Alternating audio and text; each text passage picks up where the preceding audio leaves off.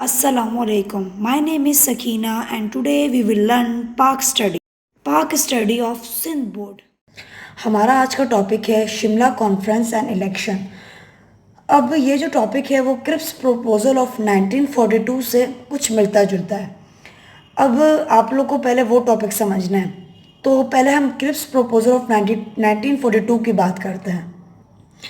Cripps proposal, अब हम देखें CR यानी कि क्रिप्स प्रोपोजल, यानी कि जब सेकेंड वर्ल्ड वॉर शुरू हुई थी 1939 में वो शुरू हुई थी। अब 1939 में जब वो शुरू हुई थी सेकेंड वर्ल्ड वॉर, और उसकी जो एंडिंग होने जा रही थी वो 1945 में हुई थी। अब क्रिप्स प्रोपोजल जो है वो फेल हुआ था, और उसके फेल होने के बाद क्विट इंडिया मूवमेंट यानी कि गांधी जिना स्टॉप हुआ था, और इस टॉपिक पे भी मैं वीडियो बना चुकी हूँ। और क्रिप्स प्रपोजल भी क्यों फेल हुआ था हम इस बात पे भी डिस्कस कर चुके हैं। जो हमें बात डिस्कस करनी है वो ये दोनों चीज़ें हैं कि सेकेंड वर्ल्ड वॉर 1939 में शुरू हुआ था और 1945 में इसकी एंडिंग थी। और इसके बाद जो मतलब यानी कि कॉन्फ्रेंस हुई थी उसे ही शिमला कॉन्फ्रेंस का नाम दिया गया है। अब हम समझते हैं कि actually what is Shimla conference. अब क्रिप्स प्रपोजल के बाद जो कॉन्फ्रेंस आई थी वो शिमला कॉन्फ्रेंस थी। अब हम समझते हैं शिमला कॉन्फ्रेंस, SC यानी कि शिमला कॉन्फ्रेंस। अब हम समझेंगे व्हाट इज शिमला कॉन्फ्रेंस। अब हमने इन द स्टार्ट समझा था कि 1939 में किस प्रपोजल में कि ब्रिटिश जो है वो हारने जा रही थी, किससे? जैपनीज से। हमने अपनी बुक में पढ़ा है कि जो ब्रिटिश जो है वो जैपनीज से हारने जा रही थी।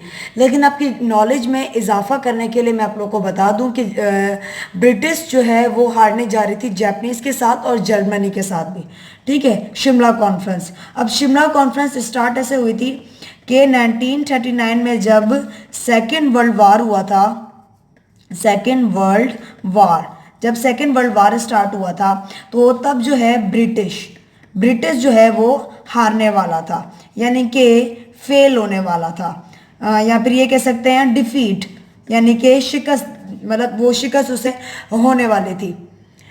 अब जब शिकस्त होने वाली थी तो ये चीज़ें हम क्रिप्स प्रपोजल में डिस्कस कर चुके हैं। अब हम समझते हैं 1945 में ब्रिटिश जो है वो जीतने वाला था, किससे? जैपनीज से और जर्मनी में। अब 1945 में जब ब्रिटिश जो है वो जीतने वाला था, अब आप लोग को ये टॉपिक समझना होगा पूरा कि वो किस तरह हार रहा था और फिर उसने किस तरह मदद ली थी, तो आप लोग को ये सारी चीज़ें समझ आ जाएंगी। क्रिप्स प्रपोजल में मैंने ये सारी बातें बता दी हैं। अब 1945 में यानी कि जब सेकेंड वर्ल्ड वॉर जो है वो अपनी एंडिंग पर थी, तो ब्रिटिश जो है वो जर्मनी से यानी कि जैपनीज से जीतने वाला था। तो उस वक्त हिंदुस्तान में यानी कि हिंदुस्तान में, अब आपको पता है एडमिनिस्ट्रेशन जो है, अब मैं लिख लेती हूँ इंतज़ामिया, ठीक है, मैं उर्दू में लिख लेती हूँ। इंतज़ामिया जो है वो सारी ख़राब हो गई थी। अब देखें जहाँ पर जंग होती है वहाँ पर इंतज़ामिया या फिर ये कह सकते हैं वहाँ का सिस्टम सारा ख़राब हो जाता है। तो उस सिस्टम को ठीक करने के लिए हमें वापस सब कुछ सेट करना पड़ता है। तो फिर हिंदुस्तान में एक वापस मीटिंग करवाई गई, और उस मीटिंग में मतलब उस मीटिंग को या उस कॉन्फ्रेंस को जो नाम दिया गया था उसे ही शिमला कॉन्फ्रेंस कहते हैं।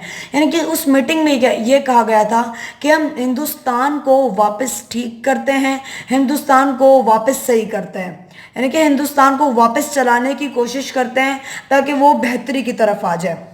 जिसमें डिसाइड ये हुआ था कि 1 2 3 4 5 6 सीटें जो हैं कांग्रेस की होनी चाहिए, और 5 सीटें 1 2 3 4 ठीक है, 5 सीटें जो हैं मुस्लिम की होनी चाहिए, और इसके अलावा 3 सीटें जो हैं वो यानी कि अक़लियतों की होनी चाहिए। जहाँ पर मुस्लिम की जो है क्वांटिटी कम है ना, वहाँ पर उन लोगों के लिए 3 सीटें रखी गई थी। अब आप लोगों ने यहाँ तक समझना है। अभी हम लोग पढ़ते हैं थ्योरी, आप लोग, ताकि अभी जो इसके अंदर जो एक ट्विस्ट है ना वो आप लोग को थ्योरी में पता चलेगा। उसके बाद फिर हम लोग इस पर आ जाएंगे कि आखिरकार इसके अंदर ऐसा क्या है कि इसे शिमला कॉन्फ्रेंस को इतनी ज़्यादा इम्पोर्टेंस दी गई। और उसके बाद हम इसका रिजल्ट पढ़ेंगे कि इसका रिजल्ट आखिरकार क्या निकला है। The war secretary had considerably changed by 1945 and the British were sure of his victory. अब हमने पहले पढ़ लिया कि इस वार के बाद यानी कि 1945 में जंग की मतलब सूरत हाल ऐसी हो गई थी कि ब्रिटिश को अपनी फतह का यकीन हो गया था। Therefore, Lord Weaver declared that the Executive Council of the Victory shall be exclusive compromise Indian members and the political parties will have representative in a such portion that the number of the Muslims and upper caste Hindus shall be equal. अब मैंने आप लोगों को ये जो सारी detail बताई थी ना कि उसके बाद एक कॉन्फ्रेंस बुलाई गई, सब लोगों को बुलाया गया ताकि हम लोग एक कॉन्फ्रेंस बुलाएं और उसमें लोगों की सीटें रखी गई, यही सारी चीज़ें बताई गई हैं। अब आगे हम लोग पढ़ते हैं। A conference was held at Shimla in June 1945 to consider these suggestion. अब हमारी बुक में ये नहीं लिखा गया कि शिमला कॉन्फ्रेंस जो है वो किस डेट को हुई थी। ठीक है, मैं आपको अभी बता देती हूँ। शिमला कॉन्फ्रेंस जो है 1945 को हुई थी। अब यहाँ पर दिया गया है जून, लेकिन आपको डेट तो नहीं पता ना, ये तो 1945 यहीं पर लिखा हुआ है। ठीक है, डेट नहीं दी गई, 25 जून। तो आप लोग को ये याद रखना है, ये एमसीक्यूज में आ सकता है, क्योंकि एमसीक्यूज में वो बातें भी आ जाती हैं जो आपकी बुक से रिलेटेड हैं, भले आपकी बुक में ना हो लेकिन बुक से रिलेटेड भी बातें आ जाती हैं। जैसे कि हमारे बुक में स्टार्ट में एक सवाल था कि मोहम्मद बिन कासिम, ये आपको मैं जब एमसीक्यूज करवाऊंगा ना तब मैं आपको बताऊंगी, यानी हम एमसीक्यूज का जब सेशन करेंगे तब मैं आप लोग को ये बात डिटेल में बता दूंगी। It was proposed, oh sorry यहाँ पर है ना, a conference was held at Shimla in June 1945 to consider this suggestion. अब जब ये सारी बातों पर गौर किया गया तो 1945 यानी कि 25 जून 1945 पर शिमला की एक मकाम पर जो है एक कॉन्फ्रेंस की गई। शिमला एक मकाम का नाम दिया, एक मकाम का था, एक मकाम का नाम था, इसीलिए इसका नाम शिमला कॉन्फ्रेंस रखा गया। अब आगे पढ़ते हैं। It was proposed that there will be 5 Muslim members on the council. अब वहाँ पर ये बात डिसाइड की गई थी कि मुस्लिम के जो मेंबर्स होने चाहिए वो 5 होने चाहिए। अब मैं आपको यहाँ पर बता चुकी हूँ। आपके यहाँ पर देखें सिर्फ उसे मुस्लिम के बताए गए हैं, मैंने आपको यहाँ पर कांग्रेस के भी बताए हैं और यहाँ पर आप लोग को मैंने इसके भी बता दिए हैं। तो आप लोग के नॉलेज के लिए आप लोग को ये भी पता होने चाहिए। आपकी बुक में जस्ट मुस्लिम के बताए गए हैं, ये चीज़ें आप लोग को टीचर की गाइडलाइन से ही पता चलती हैं। अब हम आगे पढ़ते हैं। Congress insisted that at least 1 Muslim shall be it's nominee. अब आगे ये वाली बातें हम लोग समझते हैं, एक दफ़ा पैराग्राफ थोड़ा कंप्लीट कर लें। But Quaid-e-Azam made it clear that Muslim League alone shall nominate Muslim members because it was so representative body of the Muslim. The reference failed on this point. अब आगे हम लोग पढ़ते हैं। हुआ यूँ था कि ये जो 4 नुमाइंदे हैं ना, उन्होंने कहा था कि 4 नुमाइंदे तो मुस्लिम लीग खुद यानी कि डिसाइड करें, लेकिन जो ये एक नुमाइंदा बचता है ना, ये वाला, ये जो एक नुमाइंदा है वो तो कांग्रेस करे डिसाइड, या तो कोई भी गैर मुस्लिम लीगी हो, यानी कि मुस्लिम ना हो, गैर मुस्लिम लीगी हो।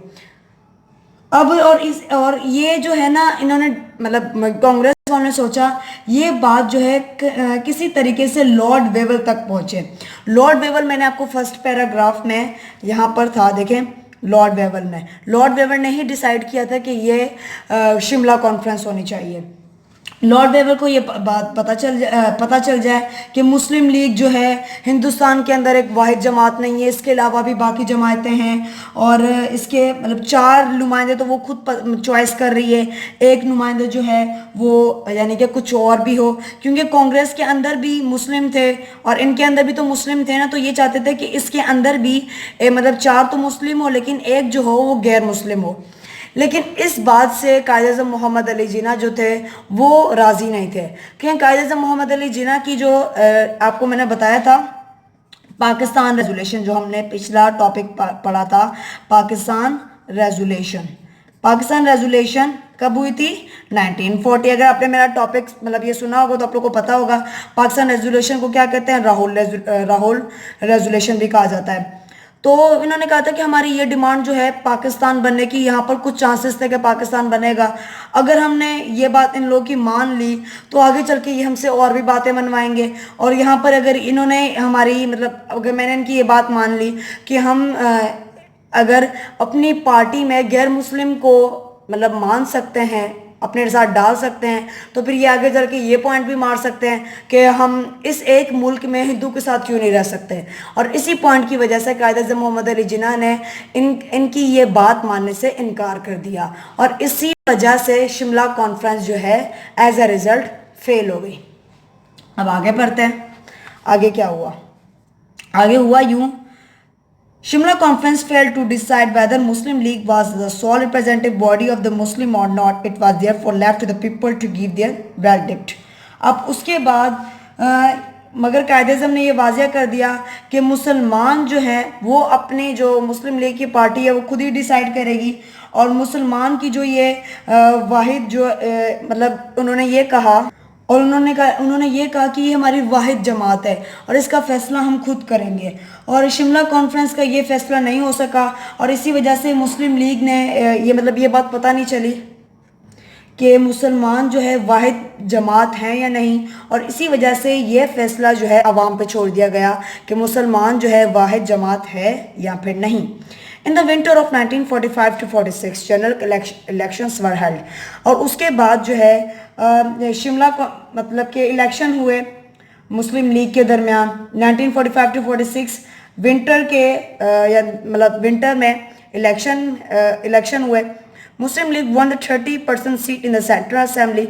अब सेंट्रल असेंबली में जो है मुस्लिम लीग ने जो है 30% जो है सीट हासिल की, यानी कि मरकज़ी, सेंट्रल किसे कहते हैं, मरकज़ी असेंबली में उन्होंने 30% सीट हासिल की। In the provinces it captured 90% seats, और प्रोविंसेस में उन्होंने 90% सीट्स हासिल की।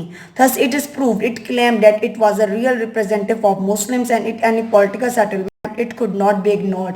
और इस बात से ये बात साबित हो जाती है कि मुसलमान की असल मुसलमान जो है ना एक जमात है, और ये एक इनकी वाहिद जमात है, और इसे किसी सियासत में या किसी और चीज़ में इग्नोर नहीं किया जा सकता, और इनको मतलब इनकी भी एक इम्पोर्टेंस है।